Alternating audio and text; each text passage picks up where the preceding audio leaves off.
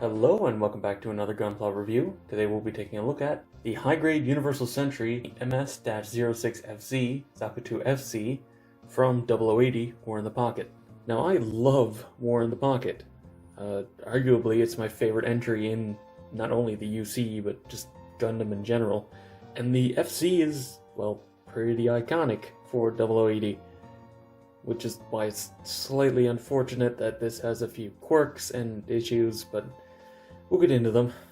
But let's start, as always, taking a look at the articulation. Alright, getting into the articulation, the eyes, we'll get to it, is static, unfortunately.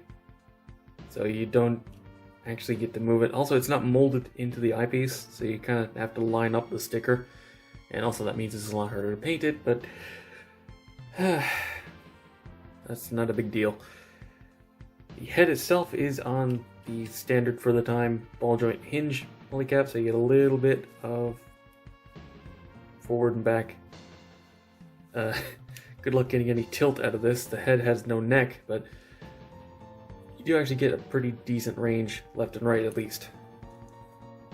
The shoulders are on the fairly standard for the time polycap hinge thing. It moves forward and back, up and down, so you can get, a full movement out of it.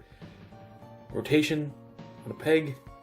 Let's get this out of the way. This one is on a hinge and a ball joint, so you get a lot of range for the shield. This shoulder is on a peg polycap, so it can hinge up slightly, so you can move it out to the side. There is actually a cover over the polycap in the shoulder, so it looks nice, at least. There is a full rotation at the bicep. Just a single joint at the elbow, which is kind of disappointing. Looks a little bit weird from the back, but it's not too bad. And the hands, as always, are on ball joints. Now you get a tiniest bit of crunch in the waist, but basically static. Same thing with left and right, you get a very tiny amount left and right. Honestly, they probably could have worked more of a rotation in here. I don't really think that was necessary. Moving on to the skirts. Front skirts are actually ball jointed, though you do have to separate them. The side skirts are hinged onto the back skirt, but they can both get up out of the way. The back skirt is actually on a polycap. It's just pegged into the back, so it can move. The hips are actually on a forward shifting track, which is kind of unique for the time, and just regular ball joints. Though, thanks to the ball joint at the hip, they do actually get a very nice rotation outwards, which is something that a lot of kits with ball jointed hips can't say.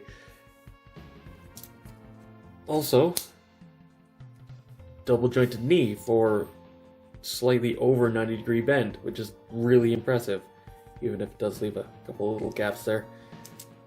And also, while we're on the topic of the knee, the armor is actually separated, which is really neat for the time. Now, despite the kind of slightly odd design that the ankle takes, it actually does have pretty good articulation.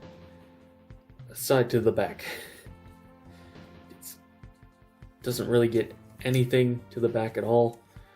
That's because it's just a ball joint, though you do get the forward hinge piece in the foot, and a little bit of a rock out of that too, so you get a nice pivot to the side and a really good bend to the front, but basically nothing to the back. So overall, this has pretty decent articulation, though it does have a few weird limitations here and there. Now, moving on to accessories, let's start off, as always, with the sticker sheet, or sheets in this case. Now, obviously, these are the mono eyes, but these black pieces are because the inside of the eye is blue, and we'll get to that in a moment. I painted these to be black, but I did end up using the stickers, since, like I said earlier, they're not molded in. This one just goes on the shield. Just a clear backed sticker. Now, starting out, you get a trigger finger hand, a holding hand, and a bracing hand. I don't know why they didn't include 2 holding hands. Don't ask me. To go into that holding hand, you get this very, very chunky rifle. It does actually peg into the hand, so it's nice and secure, doesn't go anywhere. But I will we'll leave it off. Just pop the fingers off. Pretty standard, goes into the slot. But I will leave it off because I want to point something out. Despite the iconic scene, just kind of wiggle that in, having it held in this hand, you don't get a specific holding hand for it, and the trigger finger hand doesn't really hold it right. You can see that's not a shadow there, it actually splits the finger because it doesn't hold it quite right. Which is really, really concerning that they didn't bother including a holding hand.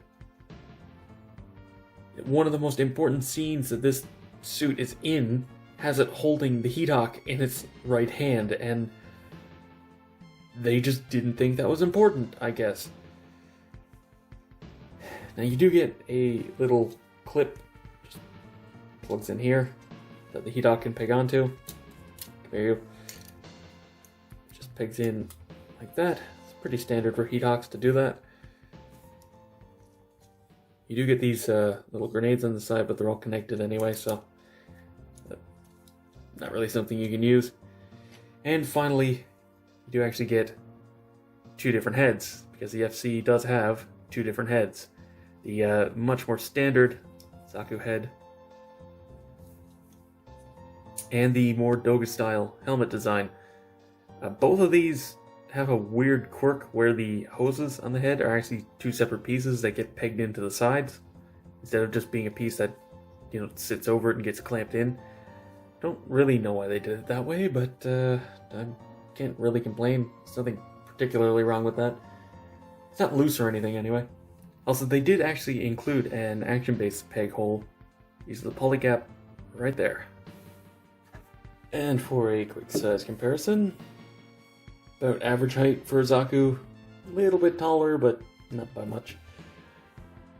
So, to wrap this review up, this kit has some kind of weird things going on with the construction, you know, a couple of pieces going together at weird angles, and the blue, yeah, we have to bring up the blue. I don't normally complain about colors being off that much, but instead of using dark gray, the color it should be, they used dark blue. Now, those of you who have built for a while know that dark blue is really bad. Namely in that the stress on nub marks is really, really visible and very, very easy to cause and hard to get rid of. Apparently the version with the helmet head does have blue, so it's kind of a weird mishmash of the two, but they really should have went with dark gray for this. Nobody cares about the other one. Now, to be fair, the dark blue doesn't look bad on the actual kit. Looked bad on the runner, but now that it's built, not as bad. My complaint more comes from the fact that they used dark blue plastic when they didn't have to, and dark blue plastic is annoying. Also, the fact that it only comes with a trigger finger hand for the right hand, kind of annoying, but could be worse. Also, the light green they used, the plastic kind of sucks. The dumb marks are really, really visible, and it just kind of looks a little bit cheap. But the articulation is really good. Comes with all the accessories it should. It can actually pull off every pose you would want it to be in. So, overall, the kit's fine. It has a few weird quirks. One really bad color inaccuracy, but it's fine. And if you don't mind doing a little bit of painting, you don't really have any problems. Anyway, that's been all for this review. Thank you very much for watching. Be sure to let me know what you think down in the comments below. If you enjoyed the video, give it a thumbs up. Helps a lot. subscribe and hit the bell for future reviews. And as always, until next time, happy building.